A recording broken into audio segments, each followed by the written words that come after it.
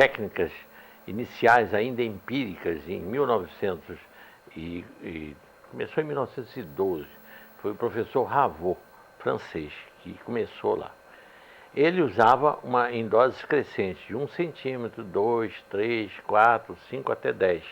Ia crescendo em cada dose. Depois, o Gesso Teixeira já não fazia assim. Ele dava logo uma dose única e como ele interessava uma dose, quer dizer, para evitar a infecção pós-operatória, então ele dava logo 10 ml de uma vez e 5 dias depois fazia outras 10 ml, que era como eu comecei aplicando por ordem de meu pai, quando operava os pacientes, era exatamente assim. O que eu cheguei à conclusão é que a dose varia com a gravidade do problema. Vamos dizer, 5 ml para uma doença que não seja muito séria, não é um lúpus. Lúpus eu só uso 10 ml. Lúpus, miastenias graves e artrite reumatoide eu uso 10. Quando é uma alergia, vamos dizer, uma reação alérgica, uma asma, normalmente é 5 ml, basta 5 ml. Rinite, 5 ml. Não há necessidade de doses maiores. No casos desesperadores, como foi o caso da esclerodermia, o primeiro caso que eu tratei, em 76, eu usei 20 ml iniciais, porque eu precisava dar uma resposta violenta para paciente sair de uma situação que estava praticamente esclerodermia fase final, não tinha nada para fazer. Então, tudo valia. Pode-se fazer a autohemoterapia durante 10, 15, 20 anos. Eu, por exemplo, tomo há muitos anos. Mais de 15, 20 anos que eu faço autohemoterapia. Agora, não há nenhuma contraindicação. A gente eu venho fazendo porque eu viso evitar doenças que deveriam se incorporar no meu dia a dia, porque com a idade que eu fui avançando, eu passei pela idade dos acidentes vasculares. Muito bem, então tomava para evitar o acidente vascular, tanto cerebral quanto cardíaco, né? Agora estou tomando porque também me protege contra o câncer, mantendo meu sistema imunológico ativado. Eu tenho sempre macrófagos prontos para devorar as células que com a idade, ou até jovem, até aparece, porque célula cancerosa de vez em quando é como numa fábrica, um controle de qualidade. Existem sempre produtos que não saem corretos. E tem que haver um controle de qualidade. O nosso controle de qualidade é o sistema imunológico, que faz o controle de qualidade das nossas células. Então, isso realmente é necessário. Não há limite de uso, de tempo. Pode-se usar uma vida inteira. Eu mando os pacientes fazerem assim. Faz uma série de 10 aplicações, depois descansa um mês. Alguns casos que nem precisa, é só como prevenção, descansa 2, 3 meses, depois faz outra série. Seria, vamos dizer, para usar de forma permanente, agora com intervalos, dependendo os intervalos da finalidade com que está sendo aplicada a autohemoterapia. Se for apenas preventivo, pode fazer intervalos grandes. Se for visando um problema, uma doença que já houve e que tem que ser mantida sob controle, aí faz-se intervalos menores. Faz 10 aplicações, 30 dias de intervalo e tudo. Quando chega muitos pacientes, eu começo com 10 ml na fase aguda da doença e depois eu reduzo para 5 por semana, porque não precisa mais. E tem pacientes, agora vou dar o exemplo do caso que a minha vizinha lá de Visconde de Mauá, que tem uma casa lá, ela teve uma doença que ia cegá-la, ela teve toxoplasmose e já estava com 20% da visão. E então, um dia, uma amiga dela nos encontrou na estrada e contou a história e eu, então, prescrevi a autohemoterapia para ela. Ela, por conta dela, quando viu que melhorava, ela aumentou de 10 para 20 ml. Tomava 10 em cada náusea, 20 ml. E ela recuperou 80% da visão. E ela até hoje faz. Isso já tem mais de 10 anos, bem mais, né? E ela até hoje ela faz isso aí. O intervalo entre uma aplicação e outra é de 7 dias. casos raros que eu faço de 5 em 5 quando eu quero manter o nível de macrófagos no nível máximo, de acima de 20%. Quando não há necessidade disso, quando a infecção ou o problema está sob controle, eu então faço de 7 em 7 dias, porque dá para reativar no 7º dia e volta de novo aos 20%. Porque faltou eu explicar que do momento que se aplica, faz-se a autohemoterapia, leva 8 horas para a taxa de 5% chegar a 22%. Cada hora vai subindo. O Jesse Teixeira, a técnica que ele usou para comprovar a ação da autohemoterapia foi uma coisa muito simples. Simples porque depois que a gente lê, né? Porque a descoberta que é difícil. Ele descobriu que usando uma substância cáustica que se chama cantárida e passando na coxa, forma-se uma bolha. Aí o que ele fez? Ele resolveu tirar o líquido da bolha e contar o número de macrófagos. E constatou que tinha 5%. Aí fez vários dias de uma bolha e constatava que era 5%. Aí fez a autohemoterapia e começou de hora em hora a tirar umas gotas dessa bolha. A cada hora o nível de macrófagos ia subindo e no fim de 8 horas chegou aos 22%. E ele constatou que durante a semana toda, os 5 dias manteve sempre os 20%. Todo dia ele tirava e mantinha os 20%, 22%. Do 5º ao 7º dia é que começou o declínio. Então ele fez isso em coelhos. Ele fez a autohemoterapia em coelho. E verificou que terminava a ação da autohemoterapia quando o sangue terminava, porque ele sacrificava o coelho e verificava. Voltou de novo aos 5%, foi ver no local que tinha sido aplicado o sangue, já não existia mais sangue. Mas a autohemoterapia também é usada em veterinária. Se usa em vaca que tem uma doença vírus que chama-se figueira, como verrugas que nascem no focinho da vaca e que realmente prejudicam muito, muito a vaca, aplicando a autohemoterapia que eles fazem com 20 ml na vaca, em 2, 3 dias cai toda a figueira, cai todas aquelas verrugas que a vaca tem e desaparece tudo. Isso é uso veterinário. Em músculos do braço, às vezes tem pacientes que querem que aplique os 10 ml logo no músculo, num braço só para não levar 2 picadas. Eu sou contra. Eu acho que o músculo do braço, o deltoide, comporta 5 ml. Bem, não há problema nenhum. Agora, na nádega, sim, a gente pode aplicar os 10, o músculo glúteo tem a capacidade de receber 20 ml, de 10 ml. 10 ml. A dona Malu, essa que eu contei, da toxoplasmose, aplicava 10 em cada nádega, porque ela queria um efeito máximo que podia por causa da vista dela, né? Ela queria salvar a visão, né? Mas isso foi ela mesma, isso não fui eu que receitei os 20 ml assim, não.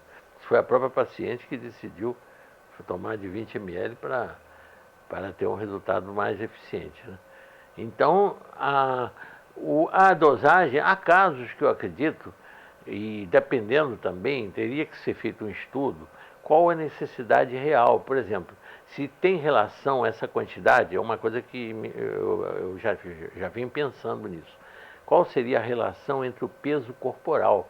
Porque as dosagens dos medicamentos variam em função do peso corporal. A dosagem que uma criança toma de 30 quilos é muito menos do que uma pessoa de 70. A autohemo talvez seja desnecessário em crianças pequenas ser uma dosagem como se dá em adulto, de 5 ml, poderia aplicar 2, 3 ml. Isso tudo é a minha esperança, é que essa nossa fita aí e essa divulgação que vai resultar disso, que interesse pessoas que queiram fazer uma pesquisa de laboratório sobre isso, que tenham condições de fazer, porque eu não. Eu faço tudo na base do estudo da clínica, na base de raciocínio, sem pesquisa de laboratório, sem nada, porque eu não tenho laboratório para isso, não tenho laboratório de pesquisa. Então é tudo pesquisa clínica, da aplicação prática da autohemoterapia. Todos os meus estudos vêm de aplicação prática. Como eu tenho certeza de que é uma técnica absolutamente inocente, que nenhum mal faz para a pessoa, nunca vi nenhum problema, eu então, a gente diz, bom, mas se uma injeção de penicilina pode dar um choque anafilático? Pode, mas o próprio sangue não dá choque anafilático em ninguém, não há o menor risco desse tratamento. Nunca vi nenhum abscesso, nenhuma contaminação. Por que, que não há abscesso? Porque como estimula o sistema imunológico, mesmo que ela seja aplicada mal, não deve ser aplicada nas melhores condições de higiene. Mas se for mal aplicada, dificilmente vai haver uma infecção, porque o sistema imunológico está aguerrido, está quadruplicado. Então é por isso que dificilmente, eu nunca vi até hoje nenhum problema. Já vi sim, pacientes que não podem ver sangue e quando vão tomar a injeção desmaiam, mas aí é pelo emocional, não tem nada a ver com a autohemoterapia, com o efeito sobre o equilíbrio da pessoa, não tem nada a ver. Mas então, realmente eu acho que é de grande valor essa técnica e eu espero que agora a gente tenha uma divulgação grande.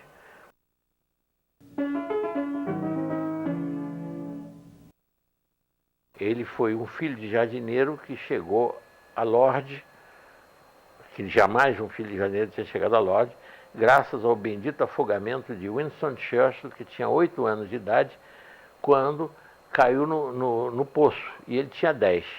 O Alexander Fleming tinha 10 anos. Ele era filho do jardineiro do pai de Winston Churchill, que chamava-se Lord Churchill. Ele salvou Winston Churchill, tirando do poço. O Lord Churchill chamou o pai dele e disse, olha, a vida do meu filho não tem preço, de Winston Churchill. Felizmente, né? Porque Hitler se deu mal graças a Winston Churchill. A vida do meu filho não tem preço. Peça alguma coisa que eu lhe darei. Se você quer uma casa, eu lhe darei uma casa. Ele disse, não, eu não preciso de casa. Eu já nasci aqui. Meu pai nasceu aqui. Meu avô é que foi o primeiro que trabalhou aqui. Eu preciso conseguir atender a um desejo de um filho meu. Eu tenho 4 filhos. 3 vão ser operários como eu. Não tem interesse. Mas o Alexandre, desde pequenininho, ele diz que quer ser médico, que quer ser pesquisador, desde pequeno. E eu não teria a menor condição de atender ao desejo dele. Aí disse o Lord Churchill, então ele terá. Se ele tiver capacidade, ele será. Por falta de dinheiro é que não haverá problema. E então ele se formou em medicina, o Alexandre, e com a humildade dele, graças à humildade dele, é que ele descobriu a penicilina, porque o Lord Churchill ofereceu para ele qualquer quarto nas 100 quartos da mansão dele, e o Alexandre disse, não, isso foi contado pelo próprio Alexandre no Hospital dos Servidores do Estado em 1951. Então, na rua Sacadura Cabral. Então, o Lord Churchill disse, você escolha um dos 100 quartos. Ele disse, não, o senhor às vezes enche isso aí de convidados, fica tudo lotado. Basta um lugar debaixo da escada. Eram 2 escadas em curva que subiam para o 2º andar. E ele disse, ali debaixo tem espaço suficiente para montar o meu laboratório. E por sorte aquilo era um lugar muito úmido. E ele fazendo experiências com placas de cultura, devido à umidade, um fungo que adora a umidade, que é o Penicillium notatum, o fungo, destruiu uma daquelas placas de cultura de determinado micróbio, foi destruído pelo fungo. Ele, como era um pesquisador, em vez de jogar fora com raiva a placa estragada, ele quis saber por que tinha havido aquele halo de destruição. E encontrou esse fungo. E descobriu que esse fungo secretava uma substância, o Penicillium notatum, que chamava-se penicilina. Bom, então ele começou a usar os antibióticos em vacas e cavalos do Jockey Club de Londres, e vacas das fazendas das imediações, com alguma doença infecciosa, uma pneumonia e tudo, e usando. Até um dia que aparece para buscá-lo o comandante da Royal Air Force, para buscá-lo, para ele aplicar penicilina em Winston Churchill, que estava morrendo no norte ele tinha ido, Winston Churchill tinha ido dar apoio moral ao Marechal Montgomery, o inglês, que estava levando a pior com o Marechal Rommel, a raposa do deserto de Hitler, né? E ele foi lá para dar apoio e contraiu uma pneumonia dupla. E já não tinha mais recurso, não estava praticamente desenganado. Aí ele e o comandante da Royal Force, sozinhos, atravessaram por cima da Europa, passando por zonas ocupadas pelos alemães, mas em grande altitude, eles poderiam contornar pela Espanha, dando a volta por regiões não perigosas. Mas eles passaram por cima e ele chegou a tempo de aplicar em Winston Churchill. Só que ele, com a simplicidade dele, disse para o comandante da Royal Air Force: mas logo em Winston Churchill vai ser o primeiro ser humano a receber uma injeção de penicilina. Logo Winston Churchill, o nosso primeiro-ministro. Ele disse: mas é tudo ou nada, ele está perdido, o caso dele está perdido. E assim ele salvou a segunda vez Winston Churchill. Primeiro do poço, que resultou nele estudar medicina, e depois salvou. E assim ele... Agora, aí é que vem um lado importante. Então ele disse o seguinte, que as pesquisas dele tinham constatado que os micróbios, ao longo de 10 anos, iam criando resistência aos antibióticos. Mas também tinha constatado que depois eles perdiam a memória se ficasse um tempo sem usar o antibiótico. Então que todo antibiótico deveria ser usado num prazo máximo de 10 anos. E depois descontinuado, se possível, alguns anos. Ou, se possível, até 10 anos. Já que muitos outros antibióticos iam surgir, porque aí, desde que descobriu o mapa da mina, que é o fungo produzindo um antibiótico, os outros fungos também produziam um efeito mortal sobre os micróbios. Foi o que ele descobriu. Por isso que surgiu essa quantidade enorme de antibióticos. Tudo na base de fungos. Então, era só fazer isso.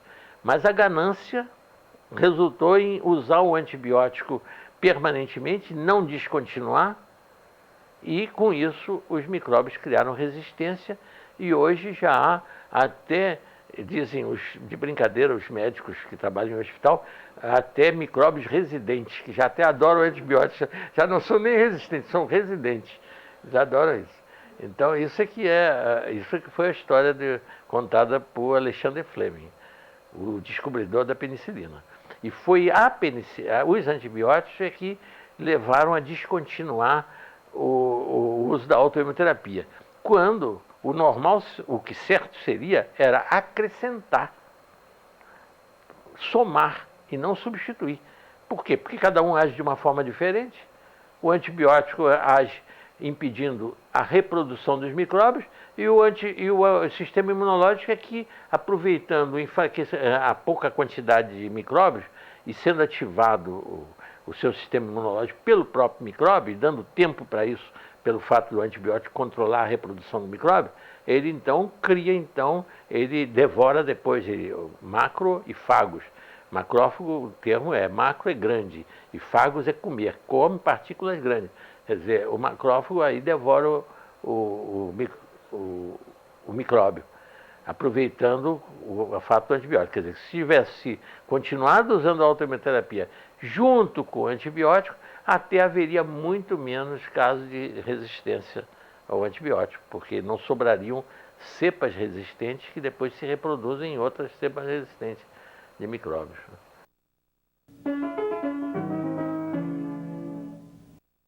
O câncer é uma reprodução anárquica celular, né?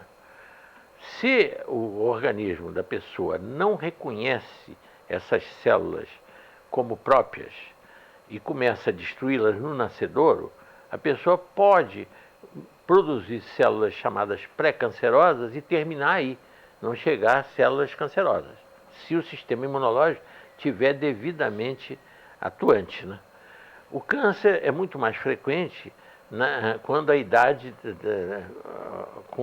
quando com a idade, uma glândula que comanda o sistema imunológico, que é uma glândula no peito que chama thymus, exatamente aqui o thymus, começa a atrofiar. Aí é que começa a frequência dos casos de câncer a aumentar. Mas então o câncer é isso, o sistema imunológico estando ativado, vamos dizer, é uma prevenção contra um possível câncer, porque o câncer não começa logo com uma quantidade enorme de células anárquicas. Começa por pequeno número. E se o sistema imunológico estiver vigilante e acabar com ele logo, mas isso também depende da idade da pessoa, se o thymus ainda não atrofiou, se o sistema imunológico ainda está em plena atividade, porque depois de 55 anos começa o declínio do thymus. Ele vai atrofiando. Daí a razão, no homem, por exemplo, câncer de próstata, na mulher tem muito câncer de mama e tudo, que até dá antes, até na mulher, por causa, a mulher foi vítima da pílula anticoncepcional, que também exige muito do sistema imunológico. Se a mulher tomasse a pílula, mas fizesse autoimunoterapia, não teria problema, porque manteria o sistema imunológico ativado. Mas a pílula exige muito do sistema imunológico, porque é um hormônio químico, que exige o trabalho. Por isso, trabalho de lutar contra o excesso de hormônio. Então, o sistema imunológico poderia fazer o controle disso, evitando que a pílula tivesse os efeitos nocivos que tem, como todo hormônio artificial tem efeitos nocivos. Por isso que se hoje está se usando na menopausa mais o hormônio natural, os fitoterápicos, né? Isoflavonas e tudo, e fugindo do hormônio de reposição químico, né? Então, realmente, no câncer, o sistema imunológico ativado, mantendo ele ativado, principalmente depois dos 50 anos, eu acho, para mim, a autoimunoterapia, pelo menos depois dos 50 anos, quando começa o declínio do thymus, era a hora de começar o tratamento, o uso da autoimunoterapia. Eu fui, anos atrás, eu sempre fazia uma parada para fazer um lanche quando ia para Visconde de Mauá, num posto de gasolina, que tinha também lanchonete lá, que chama-se Olá. Muito bem. Paramos ali e eu vejo uma menina, um horror.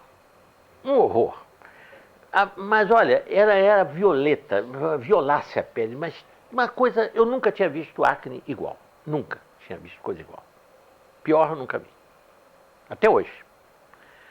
E eu vi aquela menina e eu digo, coitada, uma menina, com certeza uma menina pobre, né? Não tem recursos e está assim, tá desse jeito. Eu vou fazer um ato de caridade, eu vou eu vou dar uma receita para ela, embora ninguém esteja me chamando para dar receita, mas eu vou dar uma receita porque eu curo isso com a autoimunoterapia, tranquilamente. Eu curo. Então, falei com a gordinha, uma mocinha gordinha que estava nos servindo, disse, olha, fala com ela lá que eu posso curar esse problema dela do rosto e tudo. Eu dou isso de graça e tal. Mal eu sabia que essa menina era filha, veio a mãe dela, ela era filha do dono dos postos de Olá, o posto embaixador e o posto presidente, onde existia até o McDonald's. E veio lá, não era falta de dinheiro, nada. E aí a mãe disse, não, de 2 em 2 meses nós levamos ela ao Rio, vamos a um dermatologista, mas ela tem 2 anos que nós levamos e não tem havido melhora nenhuma, está desse jeito. Eu digo, então eu vou lhe dar uma receita, a senhora não me pediu nada, eu vou lhe dar uma receita para sua filha e dei a receita da autohemoterapia para ela, que chamava-se Cláudia. Bom, mas não tem importância o nome, tem importância, né? Primeiro nome. Bom, resultado. Essa menina foi a receita mais cara que até hoje eu já prescrevi.